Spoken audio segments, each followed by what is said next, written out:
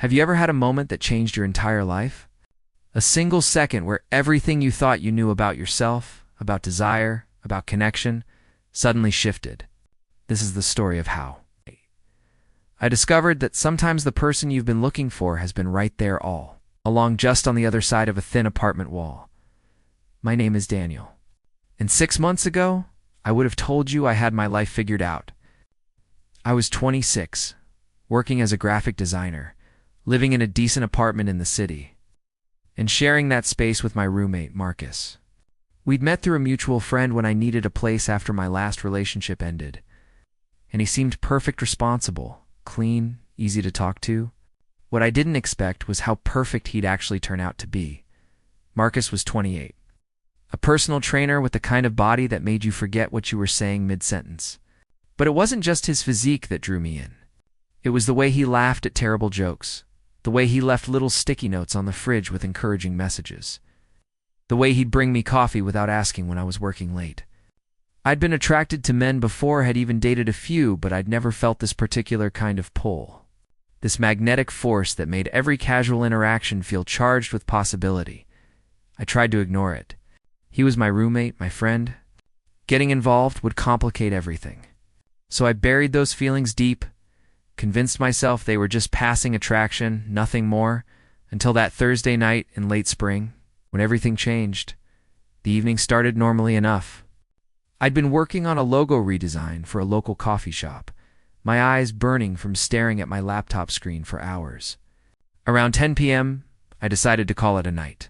Marcus had mentioned he was going to bed early. He had a 6 a.m. client the next morning, so I figured I'd take a shower and turn in myself. Our apartment wasn't large.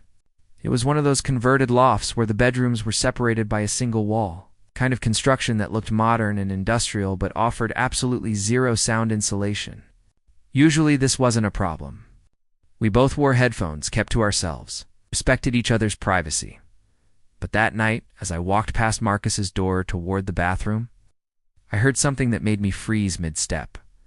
A soft sound, a catch of breath, then a low, barely audible moan. My heart started hammering. I knew I should keep walking. I knew that eavesdropping on your roommate during an intimate moment was a violation of trust, of basic decency. But my feet wouldn't move. My hand gripped the door frame of the bathroom, and I stood there, barely breathing. As the sounds continued, another moan, deeper this time. The rustle of sheets. The rhythmic creak of his bed frame. Heat flooded through me, settling low in my stomach. I could picture him in there, his strong hands, his muscular body, the expression on his face when he was lost in pleasure. I'd imagined it before, late at night when I couldn't sleep. When my own hand wandered and his name almost slipped from my lips. God, I heard him whisper. And something in his voice, the raw need. The vulnerability shattered my restraint. I moved toward his door without thinking. It was slightly ajar, just a few inches, probably to let air circulate in the stuffy apartment. Through that narrow gap, I could see him. Marcus lay on his bed. One arm thrown over his eyes, his chest rising and falling rapidly. The sheets were pushed down to his thighs, and his other hand was ... occupied. His skin gleamed with a faint sheen of sweat in the dim light from his bedside lamp. Every muscle in his torso was defined, taut with tension. I should have walked away. God, I should have walked away, but I didn't. I watched, transfixed, as his back arched slightly off the bed. Watched as his breathing quickened. Watched as his lips parted and my name escaped in a breathless whisper. Daniel ... The world tilted. He was thinking about me. Right now, in his most private moment, it was my name on his lips. My hand reached for the door before I could stop myself. It swung open a few more inches, and the slight creak made Marcus's eyes fly open. For a moment, we just stared at each other. His hand stilled. His pupils were blown wide, his cheeks flushed. I saw panic flash across his face, then something else. Something hungry and desperate and achingly vulnerable. Daniel, he said again. But this time it wasn't a fantasy. It was real. It was a question and a plea all at once. I stepped into the room. I heard you, I said quietly, my voice rough. "I heard you say my name." Marcus's chest heaved. He didn't try to cover himself, didn't scramble to explain. Instead, he held my gaze, and I saw the truth in his eyes, the want, the fear, the hope. "I've been thinking about you for months," he admitted, his voice barely above a whisper. "Every day. Every night. I tried to stop, Daniel. I tried so hard, but I can't." I crossed the room in 3 steps and sat on the edge of his bed. Up close, I could see every detail, the way his hands trembled, the rapid pulse at his throat, the way his eyes tracked my every movement. "You're not the only one," I told him. His breath caught. "What?" I reached out slowly, giving him every chance to pull away, and placed my hand over his heart. It thundered beneath my palm. "I've wanted you since the day you carried my boxes up 3 flights of stairs without complaining. Since you made me breakfast after my ex called to rub his new relationship in my face. Since you stayed up with me when I had that panic attack about the Miller Project deadline. Daniel, ... His hand came up to cover mine, pressing it more firmly against his chest. "I want to help you," I said, the words tumbling out before I could second-guess them. "If you'll let me." "If you want, yes." The word burst from him with such force that we both almost laughed. "God, yes, please."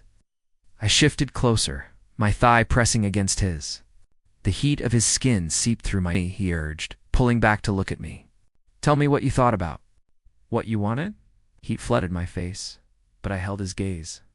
"I thought about holding you, kissing you, making you feel good, making you mine." Something fierce and possessive flashed in his eyes. "I am yours. I think I have been since the beginning." Those words that claim undid something in me. I kissed him hard, poured everything I felt into it, all the longing, the love, all the love I'd been too afraid to acknowledge. Time became meaningless as we lost ourselves in each other. What started as tentative exploration evolved into confident claiming. Marcus rolled me onto my back, hovering over me with that perfect body. And the sight of him looking down at me with such raw desire nearly undid me. "I need to tell you something," he said, his voice rough with emotion.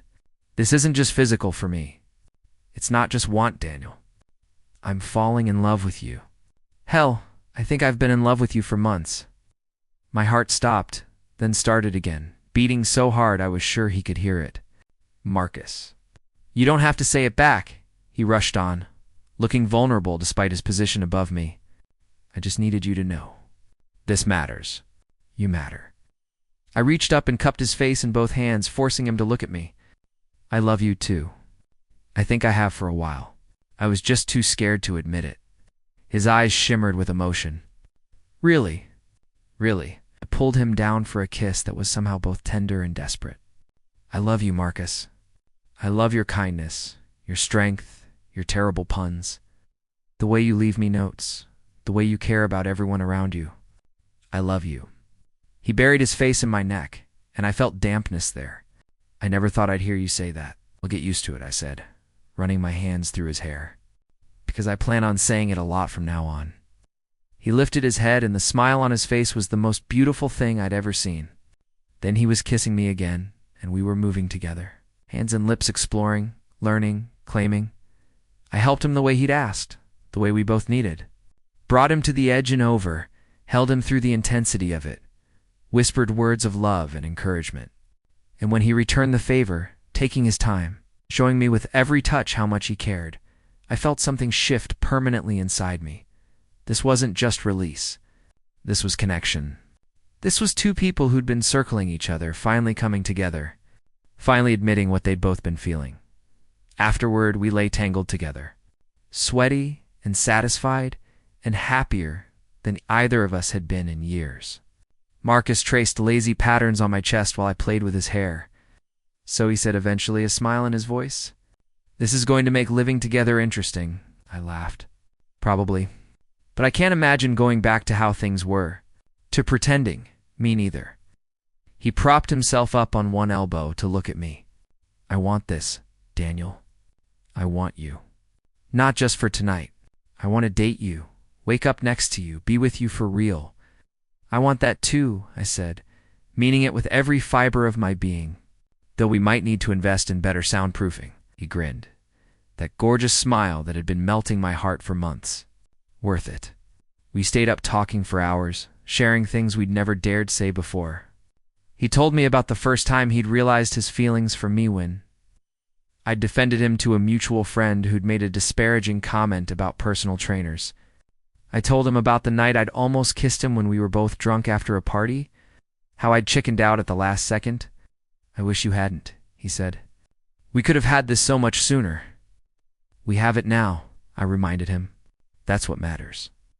As dawn started to paint the sky outside his window, we finally dozed off, wrapped around each other. His heartbeat steady beneath my ear. I woke to the smell of coffee and bacon. For a moment, I was disoriented.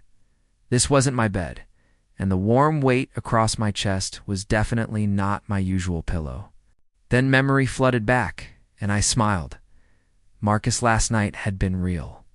He'd said he loved me. We'd touched and kissed and confessed and held each other. It hadn't been a dream. The weight shifted, and I looked down to find Marcus's arm draped over me, his face peaceful in sleep. In the morning light, he looked younger, almost vulnerable. I wanted to protect that peace, to make sure he never regretted what we'd shared. Carefully. I extricated myself and pulled on my jeans, then padded to the kitchen to investigate the coffee smell. I found a note on the counter in Marcus's handwriting. Had to cancel my 6 a.m. client. Worth it. Made coffee. Last night was everything. Don't overthink this. Me was smiling at the note when arms wrapped around me from behind. Marcus rested his chin on my shoulder, still warm from sleep. Morning, he murmured, his voice rough and incredibly sexy. Morning. I turned in his arms to face him. You canceled your client? I make my own schedule, he said with a shrug. And there was no way I was leaving you this morning. I wanted to be here when you woke up, to make sure you knew last night wasn't just a moment of weakness or confusion. I cupped his face, running my thumb along his cheekbone. It wasn't. Not for me. Was it for you? God, no. He kissed me softly. That was the most honest I've ever been with anyone. I meant everything I said, Daniel. I love you. I love you too. The words came easier now, natural as breathing. We made breakfast together, stealing kisses between flipping pancakes and pouring coffee. It felt domestic and perfect and right. This was what I'd been missing. Not just physical connection, but this easy intimacy. This sense of partnership. So, Marcus said as we sat down to eat, we should probably talk about what happens next. My stomach clenched. What do you mean? I mean, we're roommates who just became, what, boyfriends? Partners? What do we tell people? What do you want to tell them? I asked carefully. He reached across the table and took my hand. I want to tell them that I'm dating the most amazing man I've ever met. That I'm stupidly happy and stupidly in love. But only if you're comfortable with that. Relief washed through me. I want that too. I want everyone to know you're mine. The smile could have lit up the entire city. Yeah. I squeezed his hand. Though maybe we should tell Emma first, since she introduced us.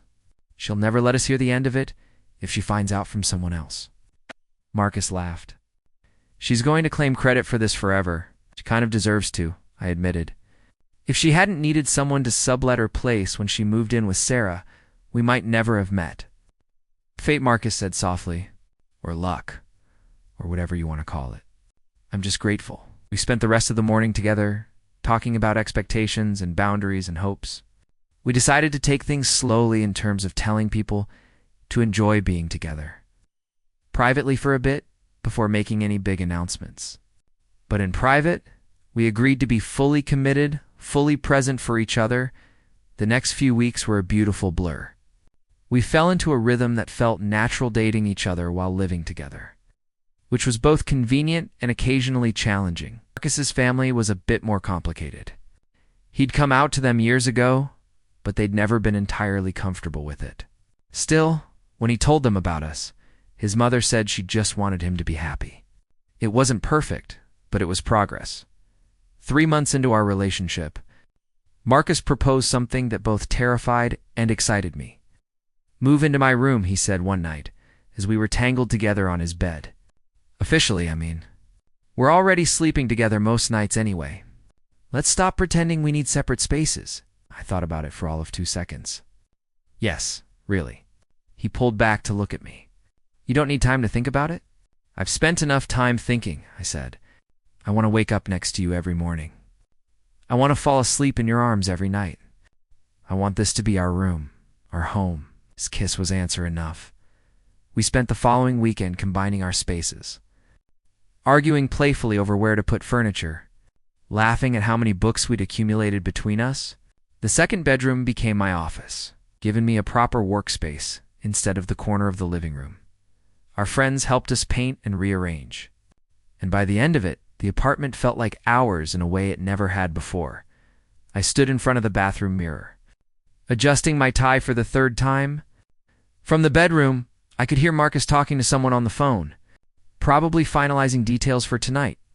Tonight, our 1-year anniversary. It felt impossible that an entire year had passed since that Thursday night when everything changed. But it also felt like we'd been together forever, like some part of me had always been waiting for him. You look gorgeous, Marcus said from the doorway, and I met his eyes in the mirror. He was already dressed in the dark blue suit I loved, the one that made his eyes look impossibly deep. Not as gorgeous as you, I replied. Turning to face him properly, he crossed the room and wrapped his arms around me. I have something to tell you.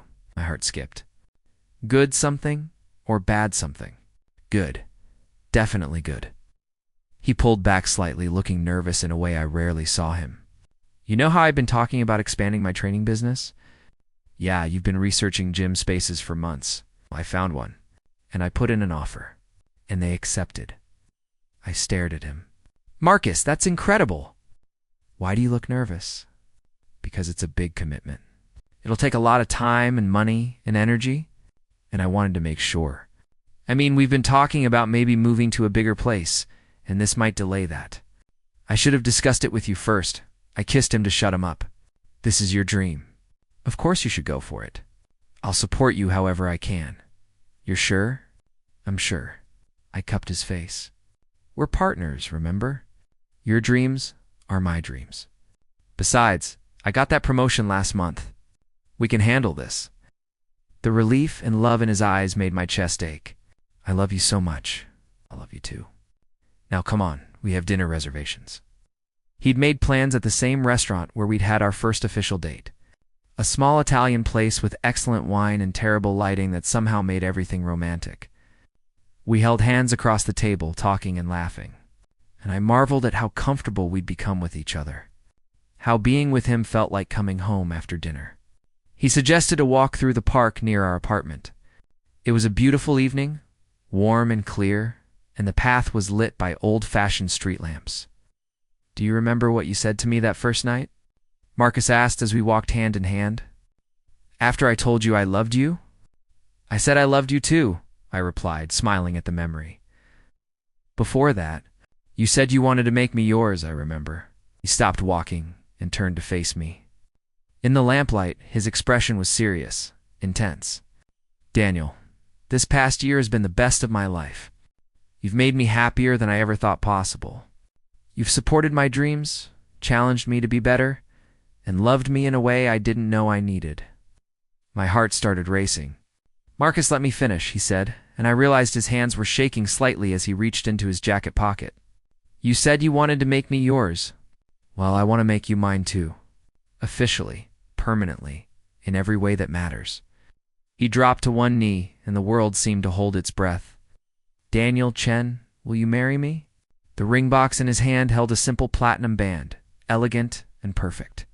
But I barely saw it through the tears blurring my vision. Yes, I said, my voice breaking. Yes, of course, yes.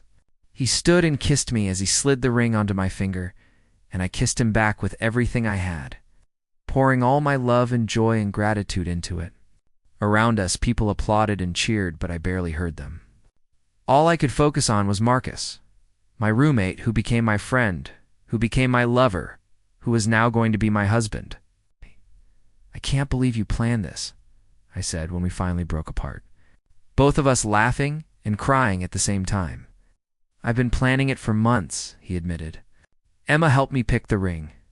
Your parents already gave their blessing. I wanted everything to be perfect for you. It is perfect. You're perfect. I kissed him again, softer this time. I love you. I love you too, always. We walked home slowly, stopping every few feet to kiss, to marvel at the ring, to whisper plans and promises. Back at our apartment hour home, we celebrated in the way that had become familiar over the past year, with tenderness and passion and profound connection. Later, lying in the darkness, with Marcus's arm around me, his engagement ring pressed between us on my chest, I thought about that Thursday night a year ago, about how terrified I'd been, how sure I was that walking into his room would ruin everything. I'd been right, in a way. It had ruined everything that was holding me back, keeping me from happiness, preventing me from living authentically. And in its place, it had built something beautiful. What are you thinking about? Marcus murmured sleepily. Just that I'm glad I walked through that door, I said. I'm glad I was brave enough to tell you how I felt. Me too. He pressed a kiss to my temple. Best decision of my life, letting you help me. I smiled in the darkness. We helped each other. We did, he agreed. And we're going to keep helping each other. For the rest of our lives, as I drifted off to sleep, safe in the arms of the man I loved, I thought about how sometimes the greatest love stories start with the smallest moments. A door left ajar, a name whispered in the dark, the courage to cross a threshold and change everything. Our story had started with a secret desire, but it had become something bigger than either of us could have imagined. It had become a partnership, a commitment, a promise of forever, and I couldn't wait to see what came next.